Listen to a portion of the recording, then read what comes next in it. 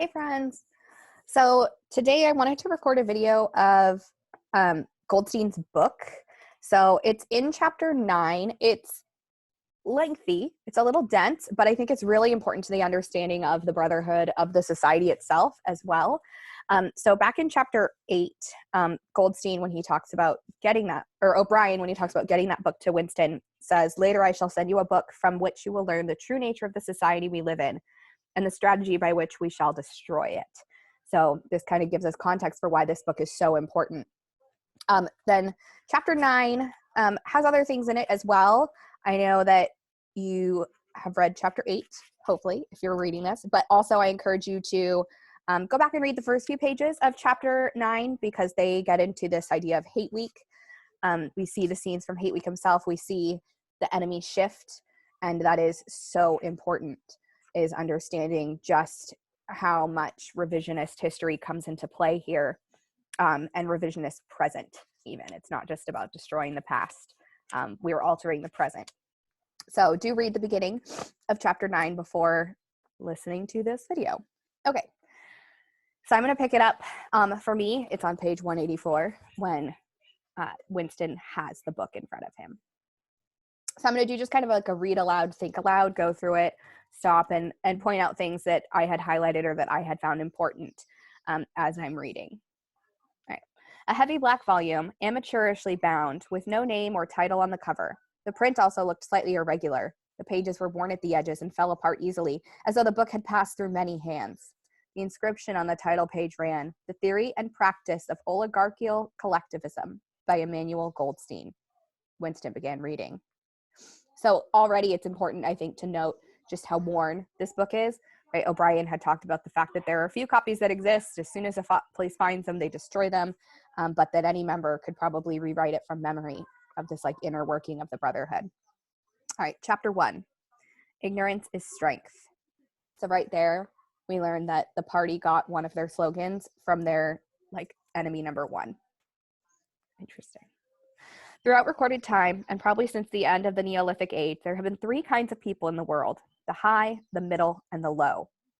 So boom, already we get this kind of Marxist idea introduced here of this idea of the class system, the caste system, something that's so important when we look at societies that are built around the economy, so capitalist societies.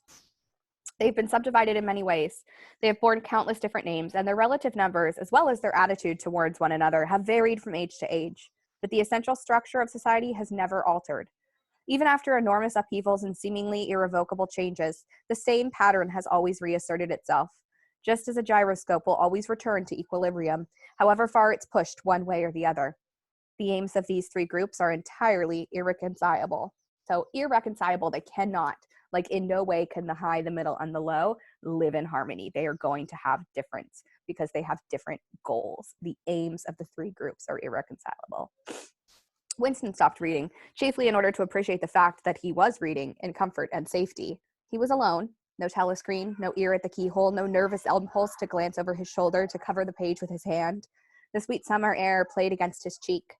From somewhere far away there floated the faint shouts of children. In the room itself there was no sound except the insect voice of the clock. He settled deeper into the armchair and put his feet up on the fender. It was bliss. It was eternity. Suddenly, as one sometimes does with a book which one knows that one will ultimately read and reread every word, he opened it at a different place and found himself at the 3rd chapter. He went on reading. Chapter 3, War is Peace. Again, one of the slogans of the party we see in this book by Goldstein. The splitting up of the world into 3 great super-states was an event which could be, and indeed was, foreseen before the middle of the 20th century. With the absorption of Europe by Russia and the British Empire by the United States, 2 of the 3 existing powers, Eurasia and Oceania, were already effectively in being. The 3rd, East Asia, only emerged as a distinct unit after another decade of confused fighting. The frontiers between the 3 superstates are in some places arbitrary, and in others they fluctuate according to the fortunes of war, but in general they follow geographical lines. Eurasia comprises the whole of the northern part of the European and Asiatic landmass, from Portugal to the Bering Strait. Oceania comprises the Americas, the Atlantic Islands, including the British Isles, Australasia, and the southern portion of Africa. East Asia Smaller than the others and with less definite western frontier, comprises China and the countries to the south of it, the Japanese islands, and the large but fluctuating portion of Manchuria, Mongolia, and Tibet. So here's that mapping that we get of Oceania, East Asia, and Eurasia. So I had shared on our page an image of the map of the world, and you see that like North American mass, which has also taken over what was previously like the British Empire, the UK. And then we also have East Asia and Eurasia. In one combination or another, these three superstates are permanently at war and have been for the past 25 years. War, however, is no longer the desperate, annihilating struggle that it was in the early decades of the 20th century. It is a warfare of limited aims between combatants who are unable to destroy one another, have no material cause for fighting, and are not divided by any genuine ideological difference. That is not to say that either the conduct of war or the prevailing attitude toward it has become less bloodthirsty or more chivalrous. On the contrary, war hysteria is continuous and universal in all countries, and such acts as raping, looting, the slaughter of children, the reduction of whole populations to slavery, the reprisals against prisoners which extend even to boiling and burying alive, are looked upon as normal. And, when they are committed by one's own side and not by the enemy, meritorious. So this same kind of idea that we've seen if we look historically at war and conduct during wartime and treatment of prisoners, of people who we are at war with, you can see these examples like are being brought up in Goldstein's book. But in a physical sense, war involves very small numbers of people, mostly highly trained specialists, and causes comparatively few casualties. The fighting, when there is any, takes place on the vague frontiers whose whereabouts the average man can only guess at, or around the floating fortresses which guard strategic spots on the sea lanes. In the centers of civilization, war means no more than a continuous shortage of consumption goods, and the occasional crash of a rocket bomb which may cause a few scores of death. War has in fact changed its character. More exactly, the reasons for which war is waged have changed in their order of importance. Motives which were already present to some small extent in the great wars of the early 20th century have now become dominant and are consciously recognized and acted upon. To understand the nature of the present war, for in spite of the regrouping which occurs every few years, it's always the same war. One must realize in the first place that it is impossible for it to be decisive. None of these three superstates could be definitely conquered, even by the other two in combination. They're too evenly matched, and their natural defenses are too formidable. Eurasia is protected by its vast land spaces, Oceania by the width of the Atlantic and the Pacific, East Asia by the fecundity and industriousness of its inhabitants. Secondly, there is no longer, in a material sense, anything to fight about. With the establishment of self-contained economies in which production and consumption are geared to one another, the scramble for markets, which was a main cause of previous wars, has come to an end, while the competition for raw materials is no longer a matter of life and death. So if you think about the fact that so many wars have occurred because of fighting over goods or resources, right? What we're learning now is everything in these three superstates is self-contained. They don't need to go to war with one another for resources. They are entirely self-contained. In any case, each of the three superstates is so vast that it can obtain almost all the materials that it needs within its own boundaries. Insofar as the war has a direct economic purpose, it is a war for labor power. Between the frontiers of the superstates and not permanently in the possession of any of them, there lies a rough quadrilateral with its corners at Tangier, Brazzaville, Darwin, and Hong Kong, containing within it about a fifth of the population of the earth. It is for the possession of these thickly populated regions and of the northern ice cap that the three powers are constantly struggling. In practice, no one power ever controls the whole of the disputed area. Portions of it are constantly changing hands, and it is the chance of seizing this or that fragment by a sudden stroke of treachery that dictates the endless changes of alignment.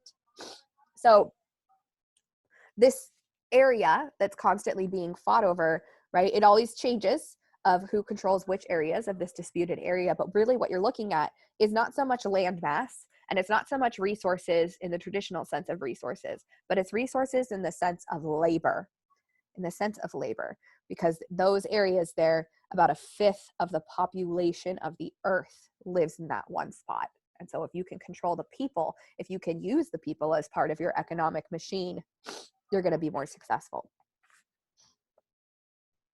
All of the disputed territories contain valuable minerals, and some of them yield important vegetable products, such as rubber, which in colder climates is necessary to synthesize by comparatively expensive methods. But above all, they contain a bottomless reserve of cheap labor.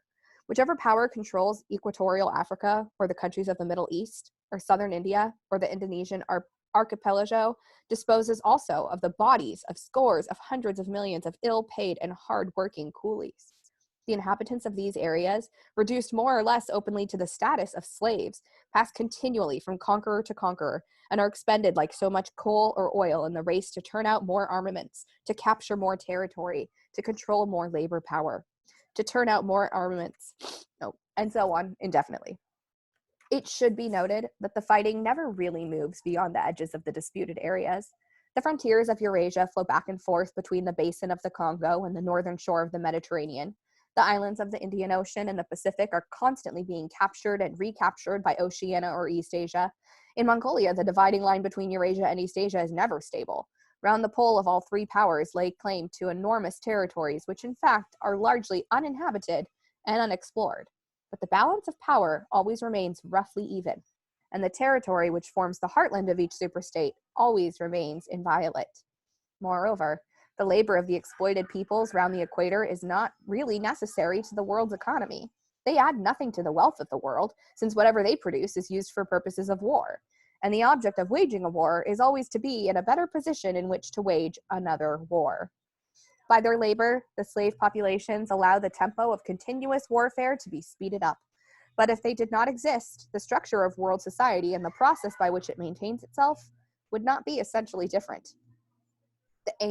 The primary aim of modern warfare, in accordance to the principles of doublethink, this aim is simultaneously recognized and not recognized by the directing brains of the inner party, is to use up the products of the machine without raising the general standard of living. Ever since the end of the 19th century, the problem of what to do with the surplus of consumption goods has been latent in industrial society. At present, when few human beings even have enough to eat, this problem is obviously not urgent, and it might not have become so even if no artificial process of destruction had been at work. An artificial process of destruction. So interesting. Such great use of language here, even though, and you'll notice as I read through this, that the voice in Goldstein's book is so much different from the narrator's voice in the rest of the text, because we really do have these kind of dual authors at play here. It's real interesting. The world of today is a bare, hungry, dilapidated place compared with the world that existed before 1914, and still more so if compared with the imaginary future to which the people of that period looked forward. In the early 20th century, the vision of a future society unbelievably rich, leisured, orderly, and efficient, a glittering antiseptic world of glass and steel and snow-white concrete, was part of the consciousness of nearly every literate person. Science and technology were developing at a prodigious speed, and it seemed natural to assume that they would go on developing. This failed to happen, partly because of the impoverishment caused by a long series of wars and revolutions, partly because scientific and technical progress depended on the empirical habit of thought, which could not survive in a strictly regimented society. As a whole, the world is more primitive today than it was 50 years ago. So that's such an interesting take at the way their world, the way their society got to be where it was. Like, so much was put into technology and advancement that thought became unimportant and became something that was no longer practiced. So in fact, the world then is less primitive than the world now. So all of these advances that they thought would lead them to a more prosperous, better, richer society, leisured, orderly, and efficient, did the exact opposite, and in fact led that society towards what they see today. And I think that's one of Orwell's important warnings of where we put our value, where we put our resources in our society. Is it into our people, or is it into our machines and our industry and our technological advances to just be a step ahead of the other guy? Interesting stuff.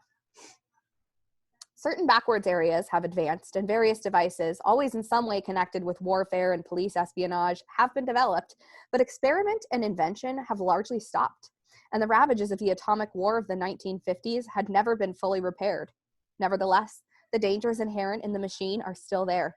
From the moment when the machine first made its appearance, it was clear to all thinking people that the need for human drudgery, and therefore to a great extent for human inequality, had disappeared. If the machine were used deliberately for that end, hunger, overwork, dirt, illiteracy, and disease could be eliminated within a few generations. And in fact, without being used for any such purpose, but by a sort of automatic process, by producing wealth, which it was sometimes impossible not to distribute, the machine did raise the living standards of the average human being very greatly over a period of about 50 years at the end of the 19th and the beginning of the 20th centuries. It was also clear that an all-around increase in wealth threatened the destruction, indeed, in some sense, was the destruction of a hierarchical society. I love that line. I feel like that hits so much of it. If everyone has access to the resources, if everyone has the ability to get wealthy and to have that access, then that is the destruction of the hierarchy. And remember that low, middle, and high have to always be in tension, right? And so if all of a sudden those dividing systems are starting to fall apart, this is where we see the necessity for someone to come in and kind of take power. In a world in which everyone worked short hours, had enough to eat, lived in a house with a bathroom and a refrigerator, and possessed a motor car or even an airplane, the most obvious and perhaps most important form of inequality would already have disappeared. If it once became general, wealth could confer no distinction. It was possible, no doubt, to imagine a society in which wealth, in the sense of personal possessions and luxuries, should be evenly distributed, while power remained in the hands of a small privileged caste. But in practice, such a society could not long remain stable. For if leisure and security were enjoyed by all alike, the great mass of human beings who are normally stupefied by poverty would become literate and would learn to think for themselves. And when once they had done this, they would sooner or later realize that the privileged minority had no function, and they would sweep it away. In the long run, a hierarchical society was the only possible on a basis of poverty and ignorance. So there it is. Ignorance equals strength, right? This idea that we can't have this idea of the imbalance of power not existing. So if wealth is all of a sudden distributed, even if power stays at the top with very few people, because really who controls the wealth controls the power is what the statement is here. That's the message that's happening. That's where we get back to that sociological concept of the hegemony. If all of a sudden the hegemony isn't in control because of their wealth, and that wealth is instead evenly distributed, there's no way for anyone to hold on to the power, because really control of the wealth is control of the power. That's when you have it all. So this moment here where the book, Goldstein's book, talks about what almost sounds like communism, right? And saying they think it might work in theory, but it never does. It never does. Someone has to have that power. Because if we let those lower down people who were not wealthy suddenly have access to wealth, then they have access to learning, then they have access to literacy, then they have access to thought, and then they become dangerous as they can have a revolution. To return to the agricultural past, as some thinkers about the beginning of the 20th century dreamed of doing, was not a practical solution. It conflicted with the tendency towards mechanization, which had become quasi-instinctive throughout almost the whole world. And moreover, any country which remained industrially backward was helpless in a military sense and was bound to be dominated, directly or indirectly, by its more advanced rivals. Nor was it a satisfactory solution to keep the masses in poverty by restricting the output of goods. This happened to a great extent during the final phase of capitalism, roughly between 1920 and 1940. The economy of many countries was allowed to stagnate. Land went out of cultivation. Capital equipment was not added to. Great blocks of the population were prevented from working and kept half alive by state charity. But this, too, entailed military weakness, and since the privations it inflicted were obviously unnecessary, it made opposition inevitable. The problem was how to keep the wheels of industry turning without increasing the real wealth of the world. Goods must be produced, but they need not be distributed. And in practice, the only way of achieving this was by continuous warfare. So there's that idea of the fact that they are always at war with someone, right? Production of goods has to stay on. It has to happen, but there has to always be a shortage of those goods. So that means those goods have to go somewhere. And the best way to use a bunch of resources and use a bunch of goods and use a bunch of industry is to be at war, right? That's when we see the shortage of goods. And remember that there is always a shortage of something in Oceania and in Airstrip 1. There's always shortages. They might later label them as surpluses, but we know they're actually shortages. The essential act of war is destruction, not necessarily of human lives, but of the products of human labor. War is a way of shattering to pieces or pouring into the stratosphere or sinking into the depths of the sea materials which might otherwise be used to make the masses too comfortable, and hence in the long run, too intelligent. Even when weapons of war are not actually destroyed, their manufacture is still a convenient way of expending labor power without producing anything that can be consumed. A floating fortress, for example, has locked up in it the labor that would build several hundred cargo ships. Ultimately, it's scrapped as obsolete, never having brought any material benefit to anybody, and with further enormous labors, another floating fortress is built. In principle, the war effort is always so planned as to eat up any surplus that might exist after meeting the bare needs of the population. In practice, the needs of the population are always underestimated, with the result that there is a chronic shortage of half of the necessities of life. But this is looked on as an advantage. It is deliberate policy to keep even the favored groups somewhere near the brink of hardship, because a general state of scarcity increases the importance of small privileges and thus magnifies the distinction between one group and another. By the standards of the early 20th century, even a member of the inner party lives an austere, laborious kind of life. Nevertheless, the few luxuries that he does enjoy, his large, well-appointed flat, the better texture of his clothes, the better quality of his food and drink and tobacco, his 2 or 3 servants, his private motor car or helicopter, set him in a different world from a member of the outer party. And the members of the outer party have a similar advantage in comparison to the submerged masses who we call the proles. The social atmosphere is that of a besieged city, where the possession of a lump of horseflesh makes the difference between wealth and poverty. At the same time, the consciousness of being at war and therefore in danger makes the handing over of all power to a small caste seem the natural, unavoidable condition of survival. Right? So there's that tool of fear. Right? If you are constantly living in fear because you are constantly in danger, because you are constantly at war, you are more likely to then look and say, this small ruling class, we're going to let them keep handling it. That's going to be the only way we survive, is if we turn our power over to them and just go along with it. Right? Humanity exists in the proles. As Winston had said, if the proles could figure it out, band together, they could have a successful revolution. But this fear is so important to preventing that from happening. War, it will be seen, not only accomplishes the necessary destruction, but accomplishes it in a psychologically acceptable way. In principle, it would be quite simple to waste the surplus labor of the world by building temples and pyramids, by digging holes and filling them up again, or even by producing vast quantities of goods and then setting fire to them. But this would provide only the economic and not the emotional basis for a hierarchical society. What is concerned here is not the morale of the masses, whose attitude is unimportant so long as they are kept steadily at work, but the morale of the party itself. Even the humblest party member is expected to be competent, industrious, and even intelligent within narrow limits. But it is also necessary that he should be a credulous and ignorant fanatic whose prevailing moods are fear, hatred, adulation, and orgiastic triumph. In other words, it's necessary that he should have the mentality appropriate to a state of war. So, excuse me. So this description is Parsons, right? That is the type of person they need. Someone whose only moods are fear, hatred, adulation, orgiastic triumph. Parsons.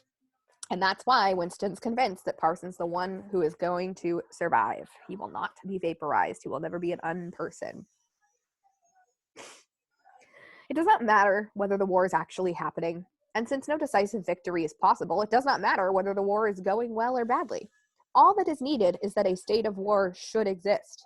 The splitting of the intelligence which the party requires of its members, and which is more easily achieved in the atmosphere of war, is now almost universal.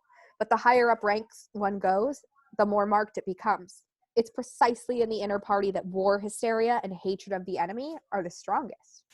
In his capacity as administrator, it is often necessary for a member of the inner party to know that this or that item of war news is untruthful, and he may often be aware that the entire war is spurious and is either not happening or is being waged for purposes quite other than the declared ones. But such knowledge is easily neutralized by the technique of doublethink. Meanwhile, no inner party member wavers for an instant in his mystical belief that the war is real, and that it is bound to end victoriously, with Oceania the undisputed master of the entire world. All members of the inner party believe in this coming conquest as an article of faith. It is to be achieved either by gradually acquiring more and more territory and so building up an overwhelming preponderance of power, or by the discovery of some new and unanswerable weapon. The search for new weapons continues unceasingly, and is one of the very few remaining activities in which the inventive or speculative type of mind can find any outlet. In Oceania at the present day, science, in the old sense, has almost ceased to exist. In Newspeak, there is no word for science. The empirical method of thought, on which all the scientific achievements of the past were founded, is opposed to the most fundamental principles of Ingsoc. And even technological progress only happens when its products can in some way be used for the diminution of human liberty. In all the useful arts, the world is either standing still or going backwards. The fields are cultivated with horse plows while books are written by machinery. But in matters of vital importance, meaning in effect war and police espionage, the empirical approach is still encouraged, or at least tolerated. The aims of the party are to conquer the whole surface of the earth and to extinguish once and for all the possibility of independent thought. Those are the aims. Conquer the whole world, the whole surface, and extinguish not just the act of it, but the possibility of independent thought. And so this is where creativity can come into play, and science and innovation can come into play, is in developing the technology that makes that possible. There are therefore two great problems which the party is concerned to solve. One is how to discover, against his will, what another human being is thinking, and the other is how to kill several 100 million people in a few seconds without giving warning beforehand. Insofar as scientific research still continues, this is its subject matter. The scientist of today is either a mixture of a psychologist and inquisitor, studying with extraordinary minuteness the meaning of facial expressions, gestures, and tones of voice, and testing the truth-producing effects of drugs, shock therapy, hypnosis, and physical torture. Or he's a chemist, physicist, or biologist concerned only with such branches of his special subject as are relevant in the taking of life. In the vast laboratories of the Ministry of Peace, and in the experimental stations hidden in the Brazilian forest, or in the Australian desert, or on lost islands of the Antarctic, the teams of experts are indefatigably at work. Some are concerned simply with planning the logistics of future wars. Others devise larger and larger rocket bombs, more and more powerful explosives, and more impenetrable armor plating. Others search for new and deadlier gases, or for soluble poisons capable of being produced in such quantities as to destroy the vegetation of whole continents, or for breeds of disease germs immunized against all possible antibodies. Others strive to produce a vehicle that shall bore its way under the soil like a submarine under the water, or an airplane as independent of its base as a sailing ship. Others explore even remoter possibilities, such as focusing the sun's rays through lenses suspended thousands of kilometers away in space, or producing artificial earthquakes and tidal waves by tapping at the heat of the Earth's center. But none of these projects ever comes anywhere near realization, and none of the three superstates ever gains a significant lead on the others. What's more remarkable is that all three powers already possess, in the atomic bomb, a weapon far more powerful than any that their present researchers are likely to discover. So it's interesting that all three of these superpowers have the atomic bomb. So to kind of get to the idea of like a Cold War and an arms race, they already have something that's so powerful that they could do all the destruction that they want to do. However, because all three of them have it, it's never being used. So they need to race for something different since all three have it. So it's like a fresh new Cold War. Although the party, according to its habit, claims the invention for itself, atomic bombs first appeared as early as the 1940s and were first used on a large scale about 10 years later. At that time, some hundreds of bombs were dropped on industrial centers, chiefly in European Russia, Western Europe, and North America. The effect was to convince the ruling groups of all countries that a few more atomic bombs would be the end of organized society, and hence of their own power. Thereafter, although no formal agreement was ever made or hinted at, no more bombs were dropped. All three powers merely continued to produce atomic bombs and store them up against the decisive opportunity which they all believe will come sooner or later. And meanwhile, the art of war has remained almost stationary for 30 or 40 years. Helicopters are more used than they were formerly. Bombing planes have been largely superseded by self-propelled projectiles, and the fragile movable battleship has given way to the almost unsinkable floating fortress. But otherwise, there has been little development. The tank, the submarine, the torpedo, the machine gun, even the rifle and the hand grenade are still in use. And in spite of the endless slaughters reported in the press and on the telescreens, the desperate battles of earlier wars in which thousands or even millions of men were often killed in a few weeks has never been repeated. None of these three superstates ever attempts any maneuver which involves the risk of serious defeat. When any large operation is undertaken, it's usually a surprise attack against an ally. The strategy that all three powers are following, or pretend to themselves that they are following, is the same. The plan is, by a combination of fighting, bargaining, and well-timed strokes of treachery, to acquire the ring of bases completely encircling one or another of the rival states, and then to sign a pact of friendship with that rival and remain on peaceful terms for so many years as to lull suspicion to sleep. During this time, rockets loaded with atomic bombs can be assembled at all strategic spots. Finally, they will all be fired simultaneously with effects so devastating as to make retaliation impossible. It will then be time to sign a pact of friendship with the remaining world power in preparation for another attack. This scheme, it is hardly necessary to say, is a mere daydream, impossible of realization. Moreover, no fighting ever occurs except in the disputed areas around the equator and the pole. No invasion of enemy territory is ever undertaken. This explains the fact that in some places, the frontiers between the superstates are arbitrary. Eurasia, for example, could easily conquer the British Isles, which are geographically part of Europe, or on the other hand, it would be possible for Oceania to push its frontiers to the Rhine or even to the Vistula. But this would violate the principle followed on all sides, though never formulated, of cultural integrity. If Oceania were to conquer the area that used to once be known as France and Germany, it would be necessary either to exterminate the inhabitants, a task of great physical difficulty, or to assimilate a population of about 100 million people who, so far as technical development goes, are roughly on the oceanic level. The problem is the same for all three superstates. It is absolutely necessary to their structure that there should be no contact with foreigners, except to a limited extent with war prisoners and colored slaves. Even the official ally of the movement is always recognized with the darkest suspicion. War prisoners apart, the average citizen of Eurasia never sets eyes on a citizen of either Eurasia or Eastasia, and he is forbidden the knowledge of foreign languages.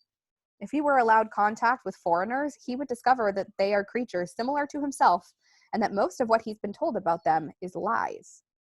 The sealed world in which he lives would be broken, and the fear, hatred, and self-righteousness on which his morale depends might evaporate. It's therefore realized on all sides that however often Persia or Egypt or Java or Ceylon may change hands, the main frontiers must never be crossed by anything except bombs. Under this lies a fact never mentioned aloud, but tacitly understood and acted upon, namely that the conditions of life in all three superstates are very much the same.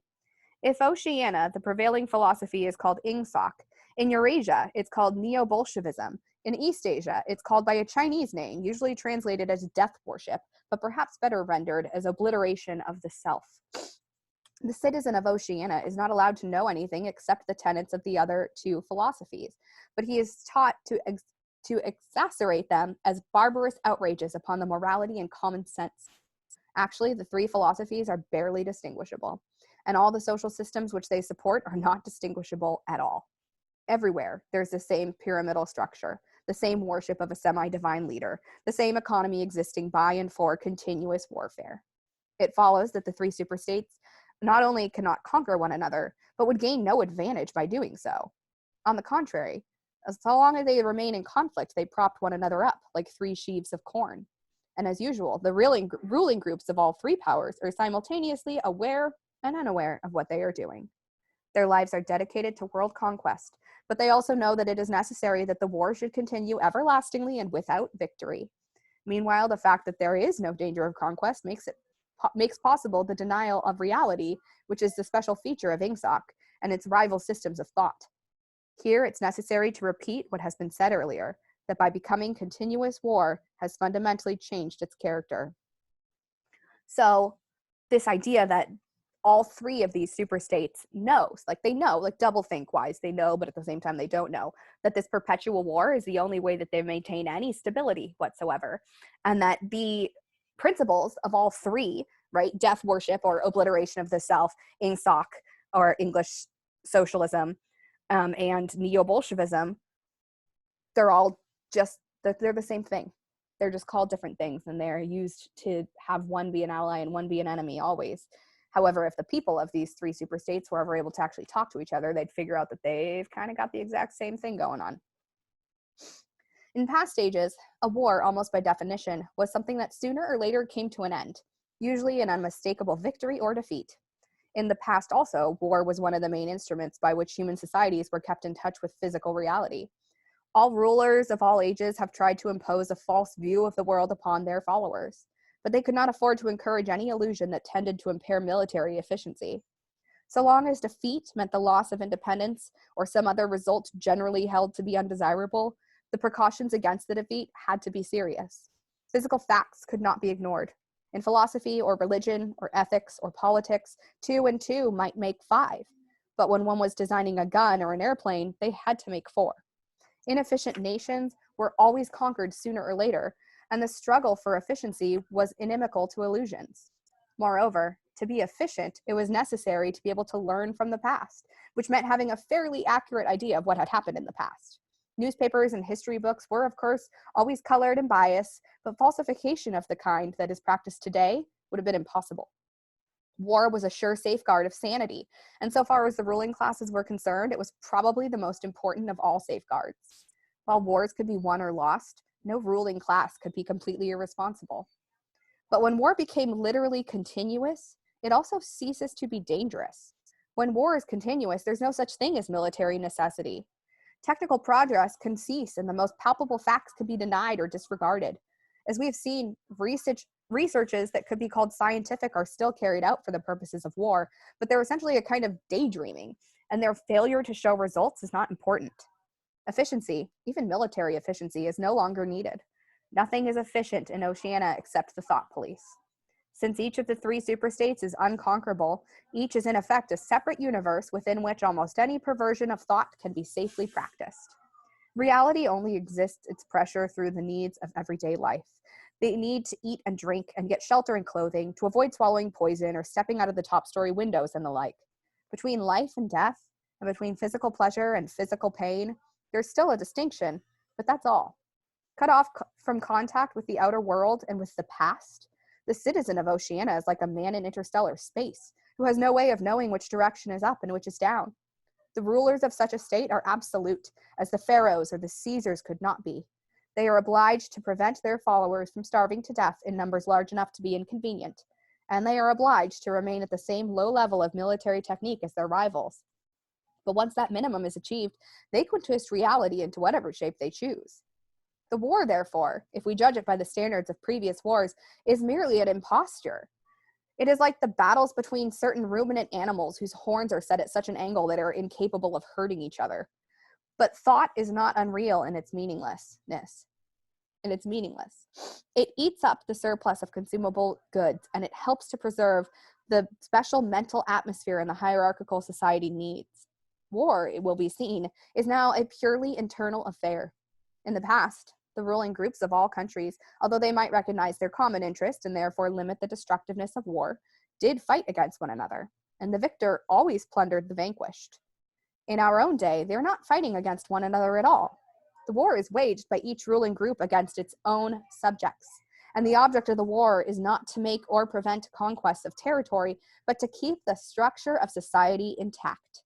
The very word war, therefore, has become misleading. It would probably be accurate to say that by becoming continuous, war has ceased to exist. The peculiar pressure that it exerted on human beings between the Neolithic age and the early 20th century has disappeared and has been replaced by something quite different. The effect would be much the same if the 3 superstates, instead of fighting one another, should agree to live in perpetual peace, each inviolate within its own boundaries. For in that case, each would still be self-contained universe, freed forever from the sobering influence of external danger. A peace that was truly permanent would be the same as a permanent war. This, although the vast majority of party members understand it only in a shallower sense, is the inner meaning of the party slogan, "War is peace." Winston stopped reading for a moment. Somewhere in the remote distance, a rocket bomb thundered. The blissful feeling of being alone with this forbidden book in a room with no telescreen had not worn off. Solitude and safety were physical sensations, mixed up somehow with the tiredness of his body, the softness of the chair, the touch of the faint breeze from the window that played upon his cheek. The book fascinated him, or more exactly, it reassured him. In a sense, it told him nothing that was new, but was part of the attraction. It said that what he should have said, if it had been possible for him to set his scattered thoughts in order. It was the product of a mind similar to his own. but enormously more powerful, more systematic, less fear-ridden. The best books, he perceived, are those that tell you what you know already. He had just turned back to chapter 1 when he heard Julia's footstep on the stair and started out of his chair to meet her. She dumped her brown tool bag on the floor and flung herself into his arms. It was more than a week since they had seen one another. "I've got the book," he said as they disentangled themselves. "Oh, you've got it? Good," she said, without much interest, and almost immediately knelt down beside the oil stove to make the coffee. They did not return to the subject until they had been in bed for half an hour. The evening was just cool enough to make it worthwhile to pull up the counterpane. From below came the familiar sound of singing and the scrape of books on the flagstones. The brawny, red-armed woman whom Winston had seen there on the first visit was almost a fixture of the yard. There seemed to be no hour of daylight when she was not marching to and fro between the wash-tub and the line, alternatively gagging herself with clothes pegs and breaking forth into lusty song. Julia had settled down on her side and seemed to be already on the point of falling asleep. He reached out for the book, which was lying on the floor, and sat it up against the bedhead. "We must read it," he said. "You too. All members of the Brotherhood have to read it." "You read it," she said with her eyes shut. "Read it aloud. That's the best way. Then you can explain it to me as you go." The clock's hand said 6, meaning 18. They had 3 or 4 hours ahead of them. He propped the book against his knees and began reading. Chapter 1, Ignorance and Strength. Throughout recorded time, and probably since the end of the Neolithic Age, there have been 3 kinds of people in the world: the high, the middle, and the low. They have been subdivided in many ways and have borne countless different names, and their relative numbers, as well as their attitude towards one another, has varied from age to age. But the essential structure of society has never altered. Even after enormous upheavals and seemingly irrevocable changes, the same pattern has always reasserted itself, just as a gyroscope will always return to equilibrium, however far it's pushed one way or the other. "Julie, are you awake?" said Winston. "Yes, my love, I'm listening. Go on, it's marvelous." He continued reading. "The aims of these 3 groups are highly irreconcilable. The aim of the high is to remain where they are. The aim of the middle is to change places with the high. The aim of the low, when they have an aim, for it is an abiding characteristic of the low that they are too much crushed by drudgery to be more than intermittently conscious of anything outside their daily lives, is to abolish all distinctions and create a society in which all men shall be equal. Thus, throughout history, a struggle which is the same in its main outlines occurs over and over again. For long periods, the high seem to be securely in power, but sooner or later there always comes a moment when they lose either their belief in themselves or their capacity to govern efficiently, or both. Then they are overthrown by the middle, who enlist the low on their side by pretending to them that they are fighting for liberty and justice. As soon as they have reached their objective, the middle thrust the low back into their old position of servitude and themselves become the high. Presently, a new middle group splits off from one of the other groups, or from both of them, and the struggle begins all over again. Of the 3 groups, only the low are never even temporarily successful in achieving their aims. It would be an exaggeration to say that throughout history there has been no progress of a material kind. Even today, in a period of decline, the average human being is physically better off than he was a few centuries ago, but no advance in wealth, no softening of manners, no reform or revolution has ever brought human equality a millimeter nearer. From the point of view of the low, no historic change has ever meant more than a change in the name of their masters. By the late 19th century, the recurrence of this pattern has become obvious to many observers. There then arose schools of thinkers who interpreted history as cyclical processes that claimed to show that inequality was the unalterable law of human life. This doctrine, of course, had always had its adherents, but the manner in which it was now put forward, there was a significant change. In the past, the need for a hierarchical form of society had been by the doctrine specifically of the high. It had been preached by kings and aristocrats, and by the priests, lawyers, and the like who were parasitical upon them. And it had generally been softened by promise of the compensation in an imaginary world beyond the grave. The middle, so long as it was struggling for power, has always made use of such terms as freedom, justice, and fraternity.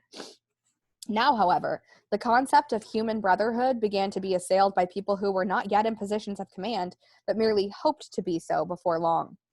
In the past, the middle had made revelations under the banner of equality, and then had established a fresh tyranny as soon as the old one was overthrown.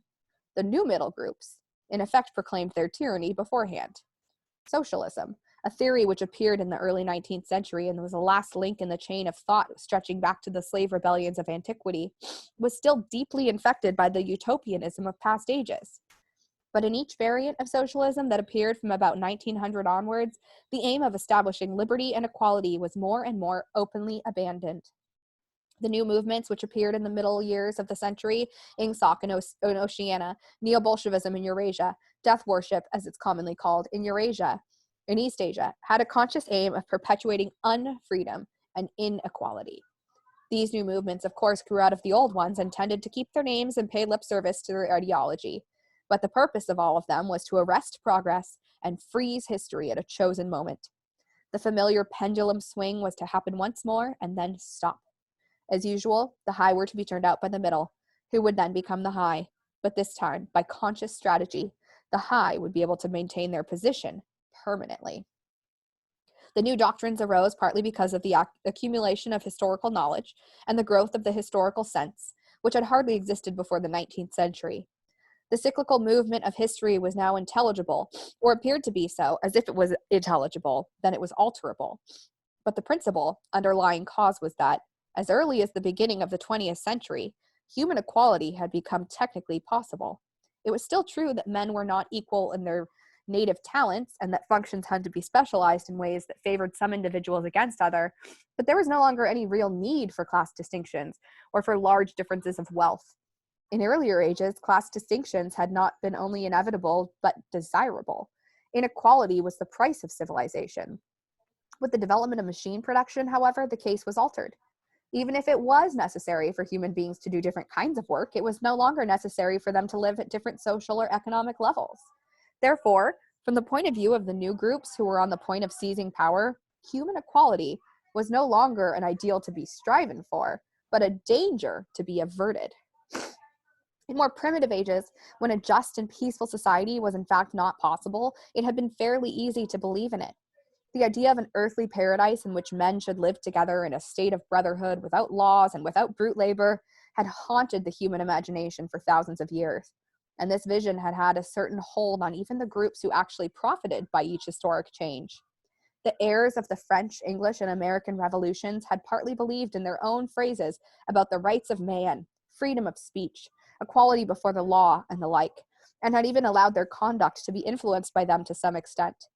But by the fourth decade of the 20th century, all the main currents of political thought were authoritarian.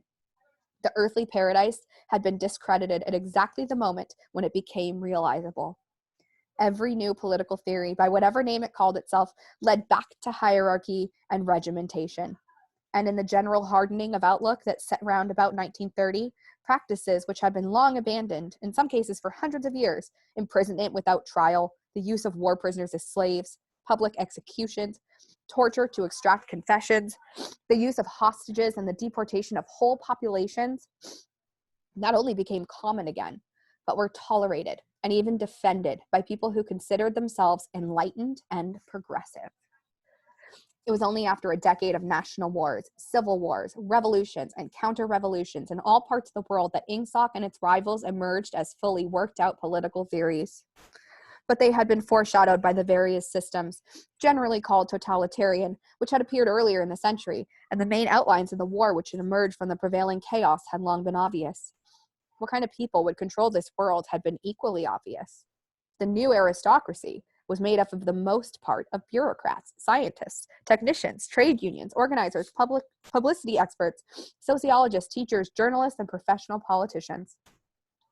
These people, whose origins laid in the salaried middle class and the upper grades of the working class, had been shaped and brought together by the barren world of monopoly industry and centralized government. As compared with the opposite numbers of past ages, they were less avaricious, less tempted by luxury, hungrier for pure power, and above all, more conscious of what they were doing and more intent on crushing opposition. Their last difference was cardinal. By comparison with that existing today, all the tyrannies of the past were half-hearted and inefficient.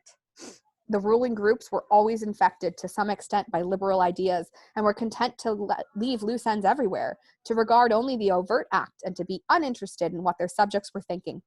Even the Catholic Church in the Middle Ages was tolerant by modern standards. Part of the reason for this was that in the past, no government had the power to keep its citizens under constant surveillance. The invention of print, however, made it easier to manipulate public opinion, and the film and the radio carried the process further. So that really gets to the importance of propaganda and the role that that has played in the creation of this society and of this government structure. With the development of television and the technical advance in which made it possible to receive and transmit simultaneously on the same instrument, private life came to an end.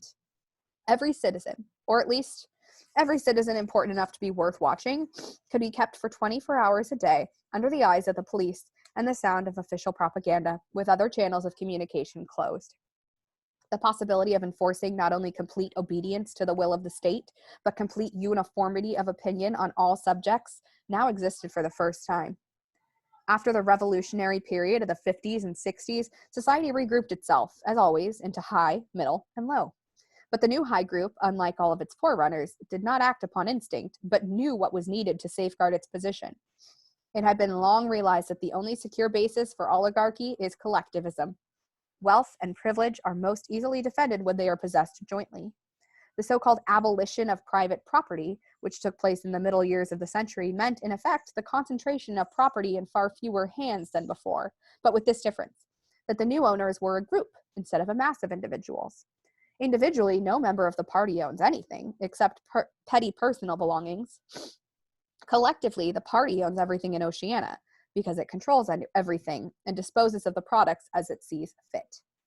So there's this idea, almost like a communist-esque idea of co-ownership of all things, which, as we see in history, just does not work. In fact, it's one small group who's owning everything, not a massive individuals. That one small group still in control of the power, still in control of the resources. In the years following the revolution, it was able to step into this commanding position almost unopposed, because the whole process was represented as an act of collectivization.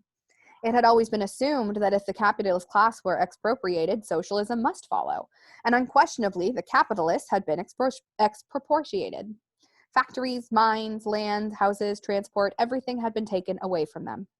And since these things were no longer private property, it followed that they must be public property. INSOC, which grew out of the earlier socialist movement and inherited its phraseology, has in fact carried out the main item in the socialist program, with the result foreseen and intended beforehand, that economic inequality has been made permanent. But the problems of perpetuating a hierarchical society go deeper than this. There are only 4 ways in which a ruling group can fall from power. Either it is conquered from without, or it governs so inefficiently that the masses are stirred up to revolt, or it allows a strong and discontented middle group to come into being, or it loses its own self-confidence and willingness to govern. These causes do not operate singly, and as a rule, all 4 of them are present in some degree. A ruling class which could guard against all of them would remain in power permanently. Ultimately, the determining factor is the mental attitude of the ruling class itself. After the middle of the present century, the first danger had in reality disappeared. Each of the 3 powers which now divide the world is in fact unconquerable, and would only become conquerable through slow demographic changes which a government with wide powers can easily avert. The second danger also is the theoretical one. The masses never result in their own accord, and they never revolt merely because they are oppressed. Indeed, so long as they're not permitted to have standards of comparison, they never even become aware that they are oppressed. The recurrent economic crises of past times were totally unnecessary and are now not permitted to happen. But other and equally large dislocations can and do happen without having political results, because there's no way in which discontent can become articulate. As for the problem of overproduction, which has been latent in our society since the development of machine technique, it is solved by the device of continuous warfare. See Chapter 3, which is also useful in keying up public morale to the necessary pitch. From the point of view of our present rulers, therefore, the only genuine dangers are the splitting off of a new group of able, underemployed, power-hungry people, and the growth of liberalism and skepticism in their own ranks. The problem, that is to say, is educational. It's a problem of continuously molding the consciousness both of the directing group and of the larger executive group that lies immediately below it.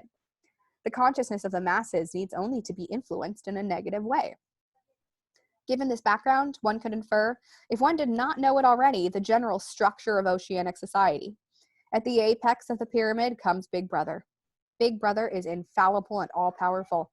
Every success, every achievement, every victory, every scientific discovery, all knowledge, all wisdom, all happiness, all virtue are held to issue directly from his leadership and inspiration. Nobody has ever seen Big Brother. He's a face on the hoardings, a voice on the telescreen. We may be reasonably sure that he will never die, and there is already considerable uncertainty as to when he was born. Big Brother is a guise in which the party chooses to exhibit himself to the world.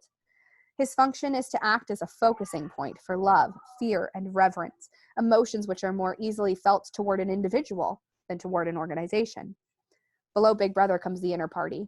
Its number is limited to 6 million or something less than 2% of the population of Oceania. Below the inner party comes the outer party, which, if the inner party is described as the brain of the state, may be justly likened to the hands. Below that comes the dumb masses, who we habitually refer to as the proles, numbering perhaps 85% of the population. In the terms of our earlier classification, the proles are the low, for the slave populations of the equatorial lands who pass constantly from conqueror to conqueror are not a permanent or necessary part of the structure. In principle, membership in these three groups is not hereditary. The child of inner party parents is, in theory, not born into the inner party. Admission to either branch of the party is by examination, taken at the age of 16. Nor is there any racial discrimination or any marked domination of one province by another. Jews, Negroes, South Americans of pure Indian blood are to be found in the highest ranks of the party, and the administrators of any area are always drawn from the inhabitants of that area. In no part of Oceania do the inhabitants have a feeling that they are like a colonial population ruled from a distant capital. Oceania has no capital, and its titular head is a person whose whereabouts nobody knows, except that English is not its chief lingua franca, and Newspeak its official language. It is not centralized in any way. Its rulers are not held together by blood ties, but by adherence to a common doctrine. It is true that our society is stratified, and very rigidly stratified, on what at first sight appear to be hereditary lines. There's far less to and fro movement between the different groups than happens under capitalism, or even the pre-industrial ages. Between the two branches of the party, there are certain amounts of interchange, but only so much as will ensure that weaklings are excluded from the inner party, and that ambitious members of the outer party are made harmless by allowing them to rise. So this idea of you're not born into the inner party or the outer party, but you have this test at 16 that determines your placement on if you will be in the high or the middle, that middle inner party or outer party. It's interesting that we can exclude weaklings and also assure that those who are from the outer party are made harmless by being moved up. They are a lot, it's like keep your friends close and your enemies closer kind of situation going on there. Proletarians, in practice, are not allowed to graduate into the party. The most gifted among them, who might possibly become nuclei of discontent, are simply marked down by the thought police and eliminated. But this state of affairs is not necessarily permanent, nor is it a matter of principle. The party is not a class in the old sense of the word. It does not aim at transmitting power to its own children as such, and if there were no other way of keeping the ablest people at the top, it would be perfectly prepared to recruit an entire new generation from the ranks of the proletariat.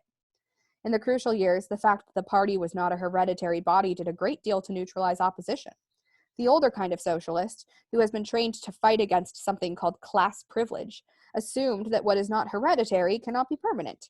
He did not see that the continuity of an oligarchy need not be physical, nor did he pause to reflect that hereditary aristocracies have always been short-lived, whereas adoptive organizations, such as the Catholic Church, have sometimes lasted for hundreds of thousands of years.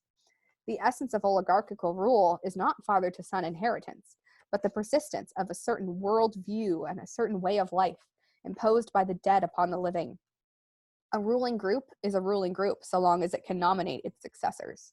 The party is not concerned with perpetuating its blood, but with perpetuating itself. Who wields the power is not important, provided that the hierarchical structure remains always the same.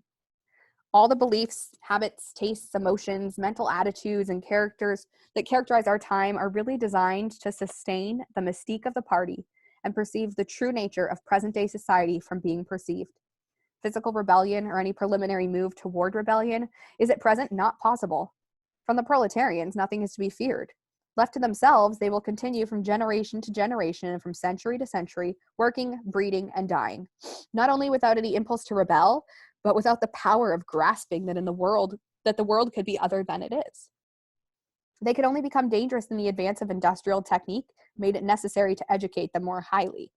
But since military and commercial rivalry are no longer important, the level of popular education is actually declining.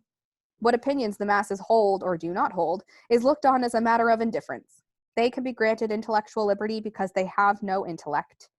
In a party member, on the other hand, not even the smallest deviation of opinion on the most unimportant subject can be tolerated. That gets back to that ignorance is strength aspect there. Because the proles are kept stupid, they can never rise up. However, if we see the slightest little thing in an outer party member, gone. Think Syme, right? A party member lives from birth to death under the eye of the thought police. Even when he is alone, he can never be sure that he is alone. Whenever he may be asleep or awake, working or resting in his bath or in bed, he can be inspected without warning and without knowing that he is being inspected. Nothing that he does is indifferent. His friendships, his relaxations, his behavior towards his wife and children, the expression of his face when he is alone, the words he mutters in sleep, even the characteristic movements of his body are all jealously scrutinized. Not only any actual misdemeanor, but any eccentricity, however small, any change of habits, any nervous mannerism that could possibly be the symptom of an inner struggle is certain to be detected. He has no freedom of choice in any direction whatever. On the other hand, his actions are not regulated by law or by any clearly formulated code of behavior. In Oceania, there is no law. Thoughts and actions which, when detected, mean certain death are not formally forbidden, and the endless purges, arrests, tortures, imprisonments, and vaporizations are not inflicted as punishment for crimes which have actually been committed, but are merely the wiping out of persons who might perhaps commit a crime at some time in the future.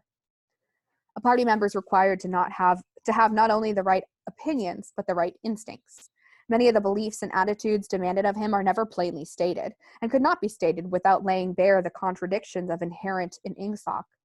If he is a person naturally orthodox, in Newspeak a good thinker, he will in all circumstances know without taking thought what is the true belief or the desirable emotion. But in any case, an elaborate mental training, undergone in childhood and grouping itself around the Newspeak words crime stop, black, white, and doublethink, makes him unwilling and unable to think too deeply on any subject whatever. A party member is expected to have no private emotions and no respites from enthusiasm. He's supposed to live in a continuous frenzy of hatred of foreign enemies and eternal traitors, triumph over victories, and self-abasement before the power and wisdom of the party. The discontents produced by his bare, unsatisfying life are deliberately turned outwards and dissipated by such devices as the 2 minutes hate, and the speculations which might possibly induce a skeptical or rebellious attitude are killed in advance by his early acquired inner discipline. The first and simplest stage of the discipline, which can be taught even to young children, is called in Newspeak crime stop. Crime stop means the faculty of stopping short, as though by instinct, at the threshold of any dangerous thought. It includes the power of not grasping analogies, of failing to perceive logical errors, of misunderstanding the simplest arguments if they are inimical to Ingsoc, and of being bored and repelled by any train of thought which is capable of leading in a heretical direction. Crime stop, in short, means protective stupidity. But stupidity is not enough. On the contrary, orthodoxy in the full sense demands a control over one's own mental process as complete as that of a contortionist over his body. Oceanic society rests ultimately on the belief that Big Brother is omnipotent and the party is infallible. But since in reality, Big Brother is not omnipotent and the party is not infallible, there is need for an unvarying moment-to-moment flexibility in the treatment of facts. The key word here is black-white. Like so many Newspeak words, this word has two mutually contradictory meanings. Applied to an opponent, it means the habit of impunity claiming that black is white, in contradiction of the plain facts. Applied to a party member, it means a loyal willingness to say that black is white when party discipline demands this. But it means also the ability to believe that black is white, and more, to know that black is white, and to forget that one has ever believed the contrary. This demands a continuous alteration of the past, made possible by the system of thought which really embraces all the rest, and which is known in Newspeak as doublethink. The alteration of the past is necessary for two reasons, one of which is subsidiary and, so to speak, precautionary. The subsidiary reason is that the party member, like the proletarian, tolerates present-day conditions partly because he has no standard of comparison. He must be cut off from the past, just as he must be cut off from foreign countries, because it is necessary for him to believe that he is better off than his ancestors, and at that average level of material comfort is constantly rising. But by far the more important reason for the readjustment of the past is the need to safeguard the infallibility of the party. It is not merely that speeches, statistics, and records of every kind must be constantly brought up to date in order to show that the predictions of the party were, in all cases, right. It is also that no change of doctrine or in political alignment can ever be admitted. For to change one's mind, or even one's policy, is a confession of weakness. If, for example, Eurasia or Eastasia, whichever it might be, is the enemy today, then that country must always have been the enemy. And if the facts say otherwise, then the facts must be altered. Thus, history is continuously rewritten. This day-to-day falsification of the past, carried out by the Ministry of Truth as it's necessary to the stability of the regime and the work of repression of espionage, carried out by the Ministry of Love. The mutability of the past is the central tenet of INGSOC. Past events, it is argued, have no objective existence, but survive only in written records and in human memories. The past is whatever the records and the memories agree upon. And since the party is in full control of all records and in equally full control of the minds of its members, it follows that the past is whatever the party chooses to make it. It also follows that though the past is alterable, it never has been altered in any specific instance. For when it has become recreated in whatever shape is needed at the moment, then this new version is the past, and no different past can ever have existed. This holds good even when, as often happens, the same event has to be altered out of recognition several times in the course of a year. At all times, the party is in possession of absolute truth, and clearly the absolute can never have been different from what it is now. It will be seen in the control of the past depends above all on the training of memory. To make sure that all written records agree with the orthodoxy of the moment is merely a mechanical act, but it is also necessary to remember that events happened in the desired manner. And if it is necessary to rearrange one's memories or to tamper with written records, then it is necessary to forget that one has done so. The trick of doing this can be learned like any other mental technique. It is learned by the majority of party members, and certainly by all who are intelligent as well as orthodox. In old speak, it's called, quite frankly, reality control. In new speak, it's called doublethink, although doublethink comprises much else as well. Doublethink means holding the power of two contradictory beliefs in one mind simultaneously and accepting both of them. The party intellectual knows in which direction his memories must be altered. He therefore knows that he's playing tricks with reality, but by the exercise of doublethink, he also satisfies himself that reality is not violated. The process has to be conscious, or it could not be carried out with sufficient precision, but it also has to be unconscious, or it would bring with it a feeling of falsity and hence of guilt. Doublethink lies at the very heart of INGSOC, where the essential act of the party is to use conscious deception while retaining the firmness of purpose that goes with complete honesty. To tell deliberate lies while genuinely believing them, to forget any fact that has become inconvenient, and then, when it becomes necessary again, to draw it back from oblivion for just as long as it's needed, to deny the existence of objective reality, and all the while to take account of the reality which one denies. All this is indispensably necessary. Even in using the word doublethink, it is necessary to exercise doublethink, for by using the word, one admits that one is tampering with reality. By a fresh act of doublethink, one erases this knowledge, and so on indefinitely, and the lie always one leap ahead of the truth. Ultimately, it's by means of doublethink that the party has been able, and may, for all we know, continue to be able for thousands of years, to arrest the course of history. All past oligarchies have fallen from power either because they ossified or because they grew soft.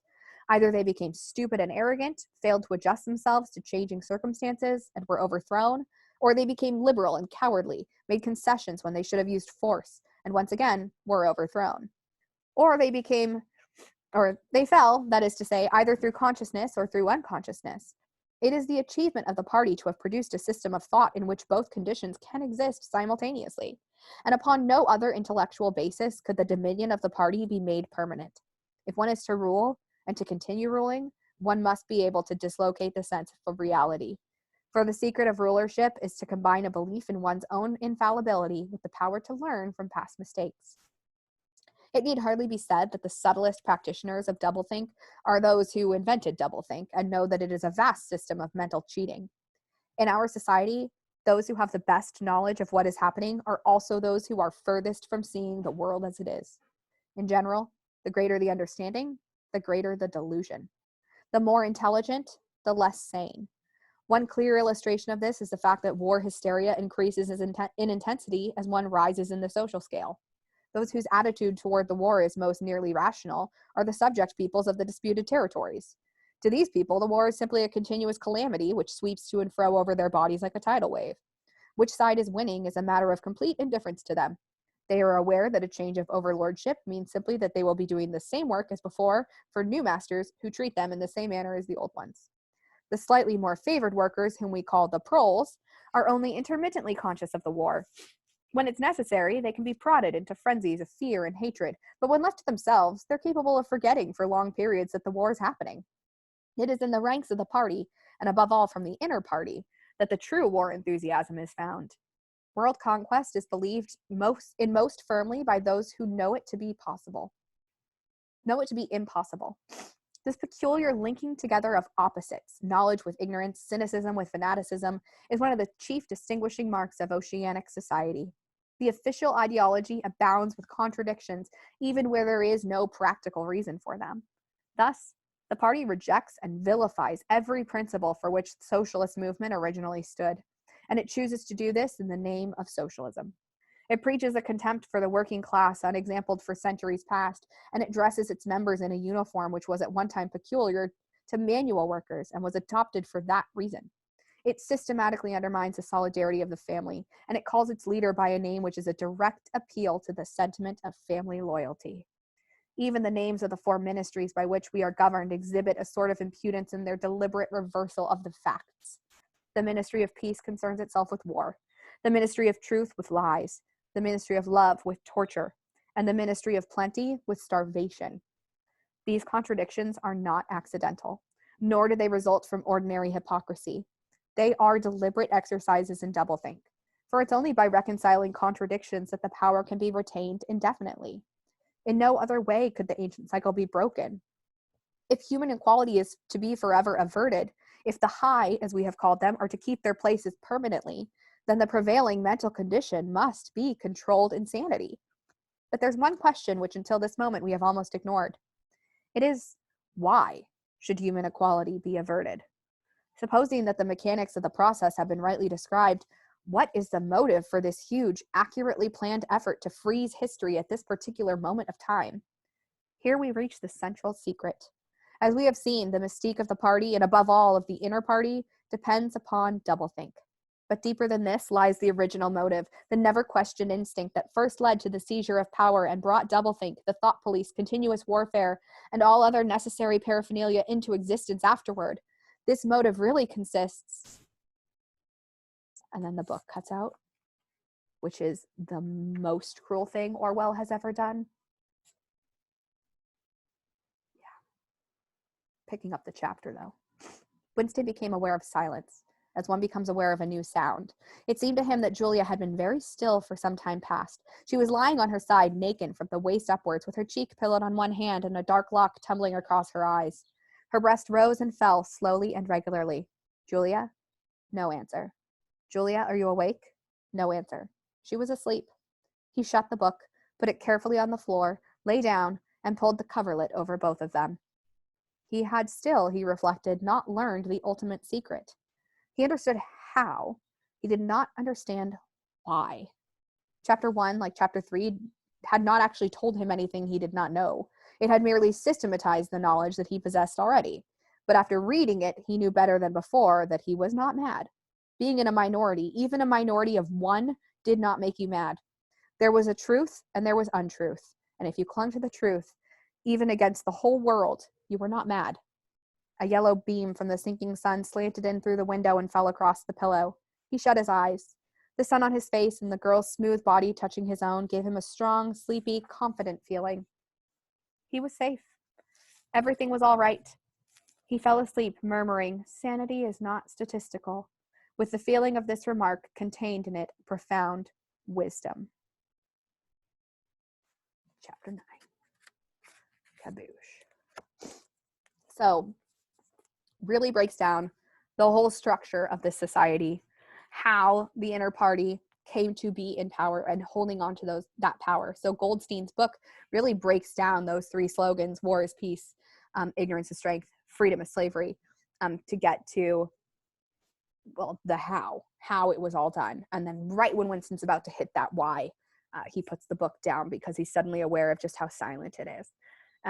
So really interesting stuff. Gives a lot of that background, a lot of the questions that some of you have been asking me about, like the society before, and why are the 3 areas split up, and why is airstrip 1 so far away from Oceania. We get a little bit more of an idea there through that book of how it all kind of came to be and how the society ended up to be here by 1984 from where it had been previously.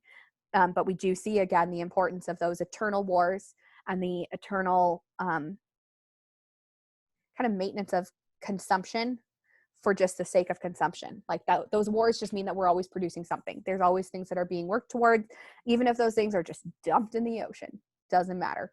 Keeps people busy and keeps people controlled because it keeps people afraid. If they're always in danger, they can always look to the higher group, the inner party, to be sure that they're safe. And then this ethereal figure, Big Brother, right, who's not really actually a person, but just this representative of the idea, is the one who rules them. So anyways, that was Goldstein's book. I hope you enjoyed it. If it was still a little confusing to you, I encourage you to find a summary and read it out, but I just wanted to be sure that you had access to the full text of it, read and kind of explained with a Think Aloud. All right, friends, have a good week.